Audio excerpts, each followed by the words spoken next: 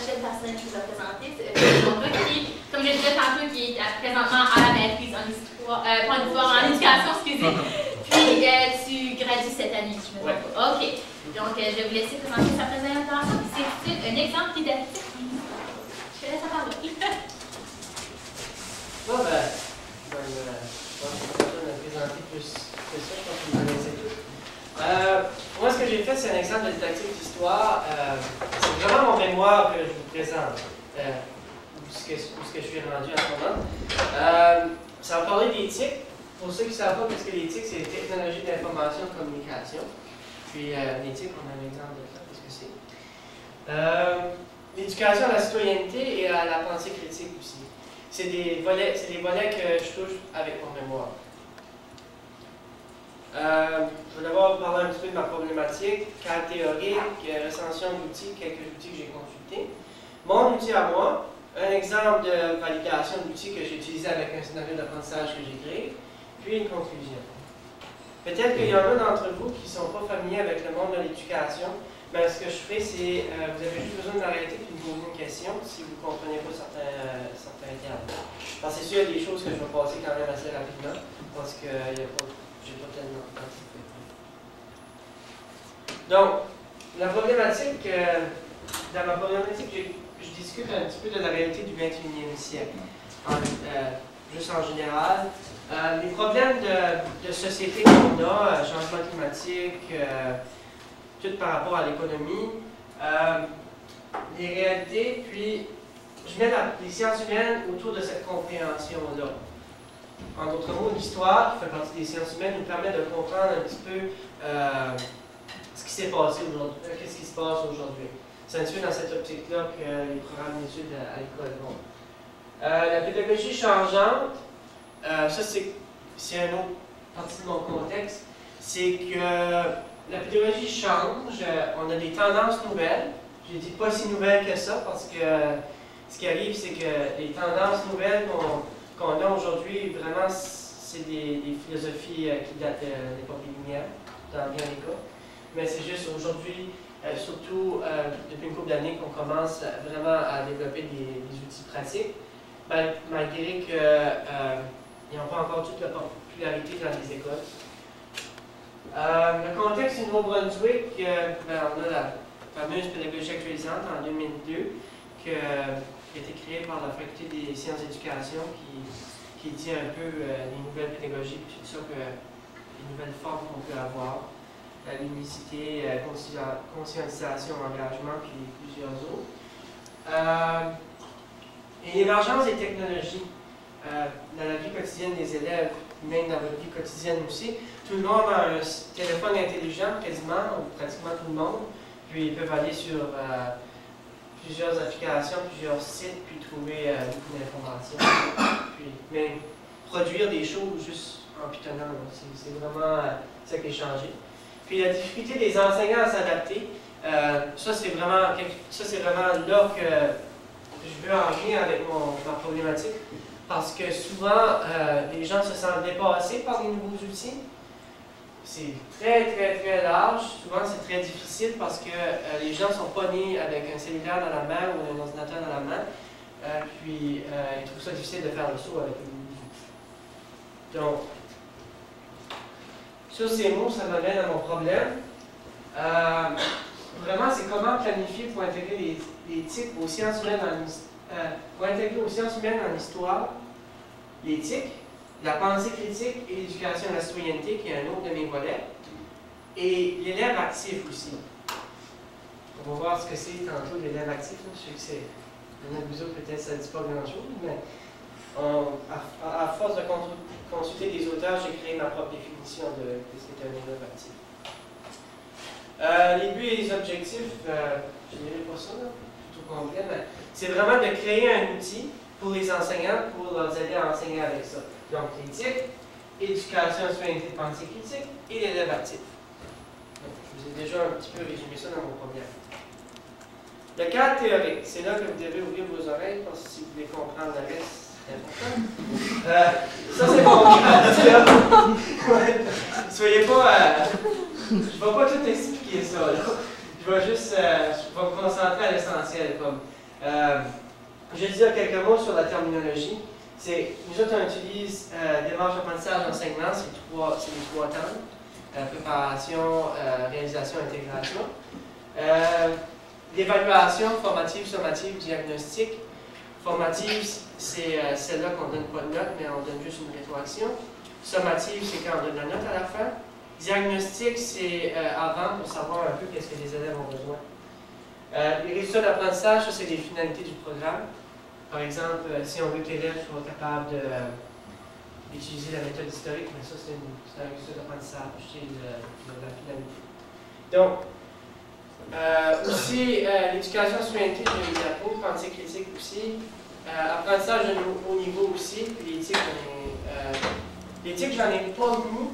Mais vraiment, j'utilise les systèmes d'information géographique en géographie. Le connectivisme, c'est une méthode d'apprentissage dont je vais vous épargner ces explications-là, parce que je peux en parler pendant un peu de temps. Puis la Freudienne, ça c'est l'accès, la facilité d'accès aux ressources, puis tant au niveau de la compréhension que de la disponibilité. Donc, en histoire, les résultats d'apprentissage, les finalités. On a trois. On a la méthode historique, donc pour se créer une représentation du monde dans lequel il vit. Les événements et les repères patrimoniaux, de comprendre la portée des événements, le lien des événements, le lien entre les sociétés, et puis l'importance des repères patrimoniaux, ceux qui sont en histoire pure, les fameux commentaires de documents. C'est un petit peu, ça ressemble un petit peu à ça, ce qu'on peut faire dans le programme. Regarder les sources, faire des analyses. Et puis le troisième résultat d'apprentissage général, c'est par rapport à l'éducation de la citoyenneté. Comprendre la citoyenneté active, la participation, évaluer les retombées, toutes ces choses-là, ça rentre là-dedans. La pensée critique, j'ai trouvé une définition pour vous autres de Boisvert. Stratégie de pensée coordonnant plusieurs opérations tout en étant une investigation menant à une conclusion justifiée. Donc, conclusion justifiée important. Aussi, j'ai utilisé les composants, peut-être ceux qui ont suivi le cours de fondement avec Mathieu. Peut-être que vous avez lu Vigneault. Lui, il y a trois fondements, dont l'étonnement, le doute et la réflexion. Donc, l'élève va se retrouver devant quelque chose, il va s'étonner. Par exemple, on lui donne un fait historique. Wow! Le doute. On lui donne deux interprétations, dont une qui vient par exemple d'un gouvernement fasciste, puis l'autre qui vient de, disons, un gouvernement démocratique ou juste d'une université, disons. Puis, on va voir que ça peut amener l'élève à douter de la première information parce qu'on voit que c'est biaisé un peu. Puis, la réflexion, c'est tout le questionnement qu'il peut y avoir autour d'une question, de quelque chose, sa portée, qu'est-ce que ça nous a donné, qu'est-ce que ça peut nous donner, qu'est-ce que ça peut nous donner. Donc, ça, c'est les mécanismes de la pensée critique selon Luc Vigneault, qui est un professeur au campus de Nelson, s'il y en a qui connaissent ça. L'éducation à la citoyenneté, là, j'ai donné mes buts. C'est développer chez l'élève une meilleure conscience de ses pouvoirs en tant que citoyen. Les pouvoirs de citoyen, par exemple, c'est comprendre vraiment ce que tu peux faire en tant qu'élève citoyen, qui ne se résume pas juste à aller voter aux 4 ans, mais vraiment à participer, à être actif. Je vais vous expliquer les approches, je vais vous donner des exemples, peut-être que vous allez mieux comprendre. Ici, on a l'approche de Galichet 2003 nous dit qu'il y a trois approches. On a l'approche libérale. L'approche libérale en éducation à la citoyenneté, je vais donner un exemple pour l'histoire, c'est, j'ai étudié un texte comme la Déclaration des droits de l'homme, puis là où l'éducation à la citoyenneté rentre en jeu, c'est lorsqu'on questionne sur l'impact que ça a sur notre société d'aujourd'hui. Puis ça, c'est quelque chose qui est très courant à l'école. On va étudier un texte comme ça, puis on va décortiquer, puis après ça, on va poser des questions aux élèves. Comment ça vous a influencé dans votre vie? Comment ça peut vous amener à, je veux dire, dans ce règlement-là, pourquoi c'est important? S'il n'y avait pas ça, mais comme, que feriez-vous? Je sais qu'on ne peut pas vraiment rentrer dans l'hypothétique, mais avec les élèves, des fois, on peut en discuter en classe. La citoyenneté républicaine, ça c'est elle qui est beaucoup communautaire. Ça, on la trouve peut-être un peu moins à l'école, mais c'est lorsque les gens vont participer directement dans la communauté. Donc, par exemple, on prépare un projet, puis sur le 11 novembre, par exemple, en interviewant des anciens combattants, puis on va le présenter à la communauté, puis on va vraiment participer. Là. On va regarder avec des questions citoyennes, tout ça. Puis délibérative, ça c'est le débat. Ça c'est... On va débattre. Ça c'est quelque chose qui se fait un peu en histoire aussi. On pose une question historique, puis souvent on va arriver en classe, puis on va débattre là-dessus. Puis ça peut... C'est encore par rapport à des thèmes citoyens. Mais c'est la façon d'arriver à ça, l'éducation à la citoyenneté, c'est vraiment dans le questionnement de l'enseignant. La façon qu'on questionne, la mise en situation. C'est là que ça peut faire la différence. Peut-être un peu moins, disons, avec le contenu, mais c'est plus la façon qu'on présente. On peut y arriver à ces finalités-là. L'élève actif. L'élève actif, vous allez trouver des définitions incroyables. Juste dans le livre de Raymond Vienneau, il y en a comme une vingtaine. Puis, vraiment, ce que moi j'ai trouvé ici, c'est... Moi, j'ai choisi quelque chose que Vienneau avait même pas parlé dans son livre. Puis, c'est très nouveau, c'est le connectivisme. C'est avec les nouvelles technologies aujourd'hui, on parle d'une nouvelle approche en apprentissage que l'élève connecte avec le savoir. Puis, c'est pas nécessairement, c'est surtout avec l'éthique, mais c'est pas nécessairement avec l'éthique non plus. C'est vraiment l'élève devient un historien par rapport à ça. Parce qu'il va faire le travail de l'historien à cause des technologies puis les moyens qu'il va avoir va lui permettre de devenir un historien pendant le cours. En géographie, ça se fait beaucoup aussi là, avec les signes. Il fait exactement le même travail qu'un géographe en classe, mais il atteint les apprentissages qui sont demandés. C'est ça. Une autre manière que j'ai définie, moi, c'est l'apprentissage de haut niveau. Puis, on dit qu'il y en a peut-être de vous qui connaissez la taxonomie de Bloom. Analyser, évaluer et créer, c'est là-dedans. C'est vraiment des opérations de haut niveau. C'est pas juste, OK, mais l'élève connaît, peut m'expliquer exactement la guerre de sécession aux États-Unis. Mais là, il peut vraiment l'analyser au complet, dégager des thèmes dans la guerre, évaluer, on peut poser une question. Ça, c'est très populaire, évaluer ceux-là qui font des mémoires ou des thèses. Là. On va poser une question de recherche, puis c'est là qu'on va évaluer, on va justifier un point de vue. Surtout ceux qui suivent les cours d'histoire de l'UNI, peut-être si vous n'avez pas fait de thèse ou de mémoire, c'est l'évaluation. Puis créer, ça c'est on crée des modèles aussi. Ça, on peut dire que les mémoires, les travails de thèse, des choses comme ça rentre dans le créer aussi. Parce qu'on crée soi-même notre interprétation, on va créer un produit original, on va utiliser nos propres exemples. C'est sûr qu'il faut que ça suive quand même une convention, mais c'est vraiment l'esprit créatif. Comme des présentations comme aujourd'hui, ça c'est quelque chose, on est dans le créer. C'est ça qu'on a fait. Donc, ça rend vraiment actif parce que, les gens n'ont pas le choix de comprendre avant puis de connaître leurs choses, puis d'appliquer aussi. Donc, les plus bas niveaux de la taxonomie de Bloom que j'ai pas mis là sont quand même sous-entendus qu'on les voit. Donc, c'est comme un préalable, si on veut. Puis, là, je vais vous présenter quelques outils que j'ai trouvés. Les CD-ROM, disons que mon texte est un petit peu vieux.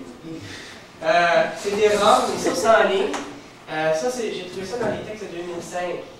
Puis, c'était des gens en Écosse qui utilisaient des applications c'était les vieilles applications en Flash. Vous pouvez imaginer ça, il est vraiment vieille. Puis, on montrait comme des données, tout ça, des commentaires de documents, puis il y avait des images aussi, comme ceux qui s'intéressent à la muséologie. Il y avait des images, il y avait des objets qu'on voyait, puis on pouvait manipuler un peu ces objets-là. Par exemple, on les avait posés de chaque côté, il y avait de l'information, des bases de données. Puis ça permettait, les élèves écossais utilisaient ça pour apprendre un petit peu la culture matérielle, puis l'histoire à travers la culture matérielle. Les forums de discussion, ça c'est un autre moyen, ça c'est une technopédagogue, Lucy Pearson, qui utilise ça, puis elle fait son mémoire là-dessus. Puis elle utilisait des approches de la pensée critique et de l'éducation à la citoyenneté. Beaucoup l'approche délibérative, mais sur Internet. Donc, ça c'est un outil général, c'était pas nécessairement en histoire, mais moi je voyais du potentiel en histoire parce qu'on peut quand même poser la question, mais l'utiliser sur un forum de discussion ou un blog. Donc, une question historique peut aller là-dessus. Les outils généraux, vidéo, Twitter, je veux dire, on peut utiliser Twitter pour... On fait des trouvailles de choses historiques, puis on les partage à des amis ou des vidéos. On peut même se filmer en train de faire un documentaire sur l'Acadie. Ça, c'est quelque chose que j'ai déjà entendu parler. Des blogs. Je ne sais pas s'il y en a d'entre vous qui n'avaient. Et puis, quelque chose que j'ai trouvé d'autre aussi, puis là, je suis allé loin. J'ai trouvé un scénario en mathématiques, c'était un scénario d'apprentissage guidé par un cadre théorique.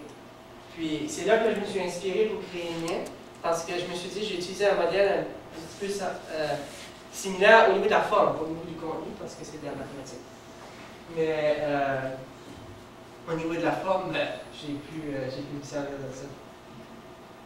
Là, chez Victor, on va regarder des gros yeux, parce que c'est un mathématicien. Mon outil, ben là, j'ai défini plusieurs structures. La structure de base scénario, ça c'est pédagogique. Mise en situation équivalent. La mise en situation, c'est un problème que je pose. C'est là que vraiment c'est là que l'éducation à la citoyenneté peut rentrer en jeu. C'est OK, qu'est-ce qui se passe? Puis il faut construire une petite question en éducation, je ne vous ai pas mis les détails. Pédagogie et éthique, rendre l'élève actif dans ses apprentissages, oui, si possible, fournir des directives additionnelles. Ça, c'est très important, les directives additionnelles, parce qu'il y a des gens qui ne savent pas servir des outils. Si jamais vous avez à présenter un outil, mais il faut vous lui montrer quand même qu'est-ce que c'est. S'il n'a jamais vu ça, ben, ça ne marchera pas. Les résultats d'apprentissage transdisciplinaires, généraux et spécifiques, comme je vous dis, les finalités. Le scénario fait référence à un ou plusieurs résultats d'apprentissage spécifiques du programme d'études. Pour obtenir une valeur ajoutée, c'est les transdisciplinaires. Donc ça, c'est pédagogique. C'est dans le fond, c'est moi, je veux dire, OK, mais il ne faut pas sortir du cadre de l'histoire. Je veux dire, tu prends quand même il faut quand même prendre les résultats d'apprentissage en histoire pour le faire. Pensée critique, éducation à la citoyenneté, le questionnement qui suscite la pensée critique, c'est d'arriver, ça peut être au niveau de la forme, du contenu, de la source, du moyen. Donc, par exemple, en histoire, on travaille beaucoup la pensée critique avec les sources. Par exemple, on ne peut pas juste aller sur un site web que c'est, je ne sais pas, ma tante Pauline qui a fait sur Napoléon. On ne peut pas vraiment citer ça dans nos projets. Donc, la pensée critique, et il faut se demander qui l'a fait. Puis, même à ça, il y a même des historiens aussi qui ont publié des choses qui est un petit peu douteuse. Je veux dire, on se l'entend. Tout autour du courant négationniste, par exemple. Aussi, le scénario permet une dimension d'éducation à la citoyenneté. Il faut qu'il y ait de la réflexion citoyenne. Ça peut être délibératif, républicain ou libéral, comme je dis. Ça peut être juste une réflexion, comme ça peut être un débat, comme ça peut être quelque chose qu'on fait qui est communautaire. Donc, l'histoire, la tradition orale, des choses comme ça. Taxonomie de Bloom, ben, il faut que ce soit les trois plus hauts niveaux, l'analyse, l'évaluation et la création. C'est pas juste de demander à l'élève de connaître ce qui s'est passé pendant la guerre, mais c'est vraiment de l'interpréter, aller plus loin, puis créer quelque chose, puis être capable de se poser des questions un peu plus que juste l'événement lui-même. Ensuite, une fois qu'on a créé le scénario, là ensuite, là c'est un petit peu comme la passoire. On passe le scénario là-dedans, puis on vérifie qu'est-ce qui est bon, qu'est-ce qui n'est pas bon, on le jette. l'élève accède dans ses apprentissages au domaine d'éthique, il faut vraiment se poser la question si ça l'est, selon mon modèle. La didactique et la pédagogie des sciences humaines, il faut vraiment que ça soit, faut vraiment voir le lien entre les résultats d'apprentissage, de l'histoire, puis la leçon. Ça, c'est logique. La pensée critique. La pensée critique. Est-ce qu'il y a un moment dans le scénario d'apprentissage qu'on a créé à travers mon outil, est-ce qu'il y en a un moment qu'on peut penser, que l'élève peut penser sur le contenu, choisir son contenu, choisir la forme qu'il va présenter aussi. Qu'est-ce qui est la meilleure forme? Vous allez voir tantôt avec mon exemple. Le moyen aussi. Les sources utilisées, oui, ça j'ai dit. Les sources utilisées, est-ce que c'est des sources crédibles? Ou on dit n'importe quoi, comme j'ai dit tantôt. On a utilisé un livre d'un professeur d'université ou un manuel scolaire qui a été validé, ou un site de ma tante Pauline. C'est ça que je veux dire. Puis l'éducation à la citoyenneté, ben là, c'est comme j'ai dit tantôt, est-ce qu'il y a des moments présents qu'on peut en faire? C'est sûr, j'ai une grille plus compliquée que ça, mais là, je vous présente juste ça rapidement. Puis l'exemple de notre outil validé, c'est là qu'on va savoir. C'est moi, j'ai créé une leçon pour les 11e années. C'est la première élection canadienne. Ça dure 4 à 5 cours. Puis c'est préparer des affiches électorales sur les 2 premiers ministres du Canada. Puis c'est un petit peu comme créer un débat, si on veut. Puis ces gens-là, les élèves doivent aller puis faire des recherches sur ces 2 personnes-là, quelle était leur politique. Puis ça vient à apprendre l'histoire du Canada parce qu'ils vont ressortir des choses pertinentes de l'histoire canadienne du début, comme la construction du chemin de fer, par exemple, est un enjeu. La démarche, la façon que ça va fonctionner, c'est que pendant la première phase, la phase de préparation, lorsque la leçon commence, on va discuter des affiches électorales modernes. On fait un petit peu d'éducation à la citoyenneté en regardant ce que, par exemple, la dernière élection, le député local, ce qu'il a présenté. Comment il a préparé son affiche, sa plateforme, ces choses-là. Ensuite, on discute ce qui est une élection, que tout connaissez les élèves, parce qu'on parle du niveau du secondaire. Explication du projet, ben là, l'enseignant va donner toutes les directives par rapport à ce qu'il va être fait dans la phase de réalisation. C'est là que les élèves travaillent. La recherche d'information, pas n'importe quoi, hein. C'est là que l'enseignant amène ses élèves, doit faire sûr que ses élèves utilisent des bonnes sources, puis il lui donne un questionnement. Donc, c'est plus par le questionnement, il ne se pas dire, OK, mais ça c'est bon, ça c'est pas bon, mais on donne à l'élève, on dit, OK, mais comme, la source que tu as là, qui il a écrit? Pourquoi il a écrit? Quand ça a été écrit? C'est plutôt d'amener l'élève à... On pose des questions à l'élève, on ne donne pas la réponse. On pose la question, puis l'élève va fouiller, puis là ensuite, ben, pourquoi tu penses que... par exemple, un historien, si c'est un historien, penses-tu que c'est correct que tu l'utilises, des choses comme ça? Puis éventuellement, ben là, il va trouver, à part sa pensée critique, il va trouver. Puis à force de le faire, ben, ça vient tout seul. On entraîne. Puis préparation des affiches, on prépare. Là, il y a un choix de la pensée critique parce qu'ils doivent choisir la forme de l'affiche. Où on met des informations, pourquoi c'est important? Parce que, je veux dire, le chemin de fer, OK, c'est un gros enjeu, ça. Ça veut dire qu'on va en haut. Je ne sais pas, moi, il voulait construire une rue à quelque part dans un petit quartier de Montréal. C'est peut-être moins important que le chemin de fer. Donc, on va classer le chemin de fer en gros sur l'affiche. Donc, juste un exemple.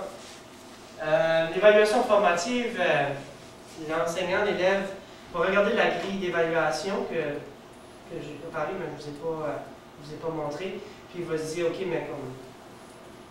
Est-ce que mon projet fait du bon sens par rapport à les critères qu'on évalue?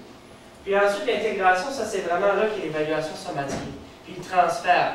Le transfert, c'est quand je suis capable de prendre ce que j'ai appris, puis dire, ben, je vais l'utiliser dans un autre contexte, ou dans un contexte plus difficile. Puis, présentation et choix d'une affiche. Les élèves vont s'entendre, OK, quelle est la plus belle affiche de la classe et pourquoi? Qu'est-ce qui nous dit le plus, qu'est-ce qui nous attire le plus et pourquoi? Là, ensuite, on va faire une discussion sur les conséquences et sur la portée de chacun des candidats. Mais là, on s'est dit, OK, mais ce candidat-là, c'est quoi qu'il nous a apporté? Aujourd'hui, dans votre vie, le chemin de fer, par exemple, pourquoi c'est important qu'on ait un chemin de fer au Canada. Puis, c'est ça. C'est bon, merci. J'achève avec ça. Conclusion. Ce que j'ai fait, c'est que j'ai pris des formats théoriques et je les ai mis dans la pratique. En éducation, tout le monde le sait, il n'y a pas de solution parfaite. Mais il y a des combinaisons gagnantes, par exemple. Puis c'est ça qu'il faut faire. Il faut prendre plusieurs fondements théoriques, les associer ensemble, puis créer notre enseignement autour de ça. Puis, quelques limites, au niveau de la pratique, je n'ai jamais essayé le scénario, ça fait que je ne sais pas s'il fonctionne. Puisqu'il y a des côtés pragmatiques, là, ça dépend des classes. Les élèves, est-ce que les élèves vont avoir de la difficulté ou non? La formation, aussi, les enseignants, il faut former quand même un peu à utiliser ces outils-là. Parce que la conception de la fiche, que j'ai oublié de dire, c'était fait avec Publisher ou avec Photoshop, là, pour les logiciels. Mais il faut quand même que l'enseignant ait déjà utilisé. Puis, des fois, je me dis aussi, c'est peut-être un trop gros morceau aussi de combiner toutes ces choses-là ensemble pour des enseignants qui sont débordés. Mais, comme on dirait, des fois, si on tente rien, ben, on ne réussira jamais, on ne saura jamais si ça marche. Puis je pense que ça vaut la peine d'être essayé, même si ça peut paraître beaucoup. Je peux voir que c'est correct. Puis, finalement, avez-vous des questions?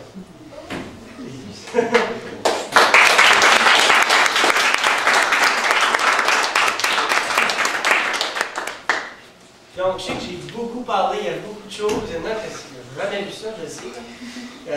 Vous pouvez poser des questions, c'est des choses qui vous ont paru moins claires. Je vais tenter de les expliquer, puis on peut y aller. Oui? OK, ben, merci de nous avoir présenté ton projet. Oui? Premièrement, ton scénario politique avec ton affiche. Oui?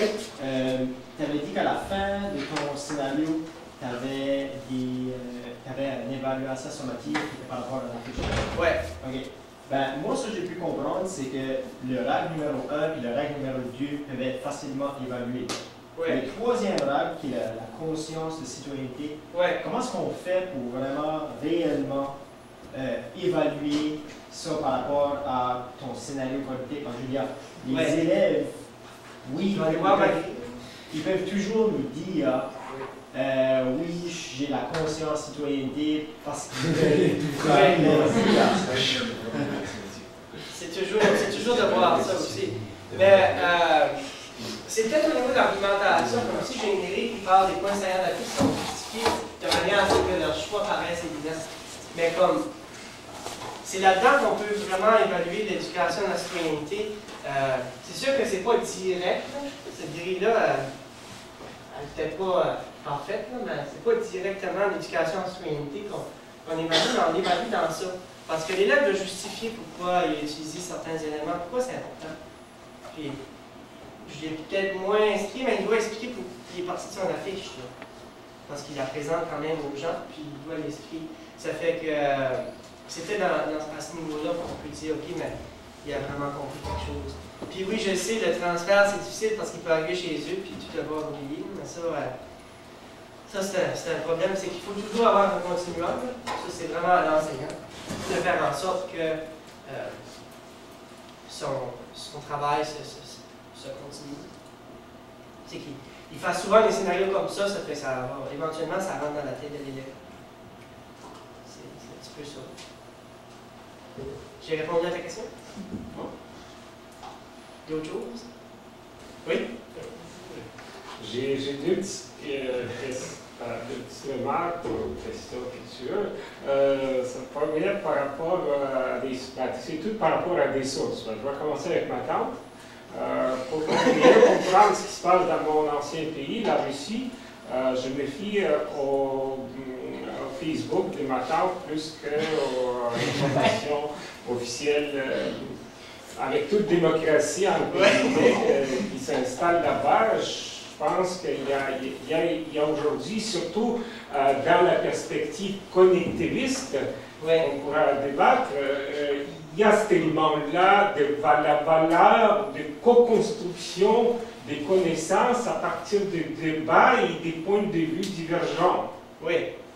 Donc ça c'est la première chose. Puis avec ça, justement, une autre blague pas une blague, là, c'est vrai, c'est des livres, je ne sais pas si vous connaissez, qu'il y a un mathématicien russe qui s'appelle Fomenko, qui a écrit des livres, qui a élaboré des modèles et qui essaye de nous prouver avec ses écrits, et que ça se trouve bien sûr sur Internet, et qui est apporté par nos élèves lors de la recherche, par exemple, que toute la civilisation ancienne, comme l'ancienne Rome, Grèce, c'est toute invention idéologique, et toutes les constructions, toutes les belles choses qu'on voit à Rome et à Athènes ont été construites beaucoup plus tard dans l'histoire. Alors voilà comment est-ce que la question, si je pose la question, comment est-ce que ton projet ou tes scénarios permettent à l'enseignant de faire face à cette réalité?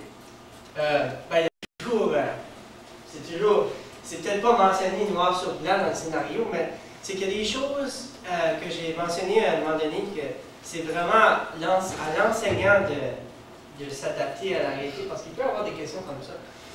Je veux dire, moi, monsieur, je ne crois pas que c'est vrai, mais c'est en discutant avec les autres, d'un côté délibératif, qu'on peut arriver à répondre à ces questions-là. Puis, c'est sûr que si, là, j'ai parlé comme s'il n'y avait pas d'ambiguïté, mais il y en a des ambiguïtés, il y en a plein. Puis, ça, c'est au moment même de la pratique qu'on va le voir. Mais c'est par la discussion, c'est par le débat, le questionnement qu'on peut arriver à résoudre les ambiguïtés, ou du moins jusqu'au possible. Donc, je ne sais pas si ça a répondu. On continuera les discussions. Ouais. Je donner la parole à... Oui. Oui, ben, moi je suis vraiment contente d'assister à ta présentation, Rémi. Rémi était mon étudiant au cours des didactiques de la géographie et au cours des didactiques de l'histoire. Et je suis très contente de voir que tu maîtrises très bien tes concepts et les voies bases de l'apprentissage. Tu n'as pas oublié un élément. Je veux juste réagir à la question de votre collègue sur la question de la citoyenneté. Comment on peut mesurer la citoyenneté? C'est sûr que la citoyenneté, ça se rattache à l'affectif, ça veut dire il y a un élément cognitif, puis il y a un élément affectif qui peut entrer en jeu pour nous permettre d'observer des aspects de l'éducation à la citoyenneté. Et quand je parle de cognitif, un élève qui n'est pas bien informé, qui n'a pas fait une recherche, qui n'est pas bien documenté, il n'aura pas d'argument à soumettre dans un débat. Donc, on a besoin du cognitif. L'autre côté, c'est l'affectif. Moi, si je soutiens comme élève McDonald's, j'ai des arguments et je suis capable de défendre McDonald's comme personnalité, hein? Donc, ou bien McKinsey. Donc, il y a un élément argumentatif et il y a ma personnalité comme personne qui défend l'autre. Hein? C'est donc, ça veut dire le savoir-être aussi. Il n'y a pas juste le savoir comme tel. Oui. Le savoir-être, ça veut dire comment je participe au débat. Il y a comme le débat, il a une éthique, il a des règles. Et donc, est-ce que j'applique ces règles-là dans un débat? Quand on parle de délibératif, ben, c'est le processus de l'apprentissage de la démocratie. C'est à travers la délibération que nos élèves dans les classes peuvent apprendre à être citoyens et apprendre des valeurs civiques. Et c'est sûr que c'est le long terme. Ça veut dire que je ne peux pas, moi, m'attendre qu'à la fin de septembre, je vais pouvoir observer un élève vraiment qu'il y a des éléments. Mais je vais quand même attendre plus tard, après un certain nombre d'activités d'enseignement, d'apprentissage, qui expose l'élève à jouer ce rôle-là. Donc, ça c'est un élément. J'ai une remarque pour toi, Rémi. C'est à un certain moment, tu as dit, l'élève devient historien par l'éthique. Oui. Il faut être conscient d'une chose, c'est que l'éthique c'est un moyen, d'accord, oui, qui est précieux, qui est important pour la société d'aujourd'hui. Mais c'est toute la pédagogie, le cadre théorique derrière l'éthique qui peut rendre l'élève un historien ou non. Parce que devenir historien, ben, tu le sais très bien, apprendre la méthode historique, ou peut-être développer la pensée historique par la méthode historique. D'accord? Donc, on a besoin, Et c'est ça, quand on parle de la pensée critique, que ce soit pour la géographie ou pour l'histoire, ça va de soi parce que le raisonnement géographique impose la pensée critique d'un regard géographique. Et l'histoire impose la pensée critique mais d'un regard d'historien. Quand on dit la pensée historique, ben on a des concepts importants en histoire qu'on doit véhiculer. La question de la perspective historique, la question des causes et des conséquences. Bien sûr, quand on dit à l'élève, McDonald's ou bien par exemple Bonaparte, Napoléon Bonaparte, c'est une personne controversée. Il y en a qui voient dans lui un leader qui a répandu les valeurs de la Révolution française, d'autres qui voient en lui un impérialiste qui s'est comporté d'une manière qui va à l'encontre de la Révolution française. Donc là, on doit se baser sur des écrits et des arguments et on va les analyser. Et c'est le processus que l'élève va vivre dans ce cheminement-là, qu'il utilise des documents écrits, papier, qu'il utilise des tableaux de peintres qui ont décrit Napoléon ou autres éléments électroniques.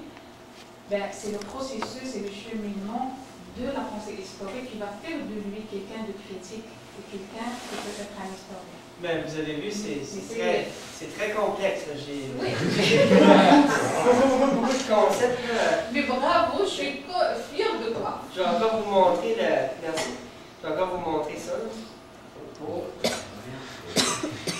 Ça fait que c'est un petit peu le défi de tout jonquer avec toutes ces choses-là dans mon mémoire. Ça a été. Je sais pas. On a le temps pour une dernière question. Ok, rapidement, quelle approche pédagogique privilégies-tu probablement socio-constructivisme? C'est un peu connectiviste. Okay. C'est une nouvelle. Mais ça a des teintes un peu socio-constructivistes parce qu'il y en a qui disent que le connectivisme c'est comme une extension. Ok. Puis, en tout cas, tu peux toujours googler ça si tu veux savoir. Ok, parfait. C'est bon? Merci.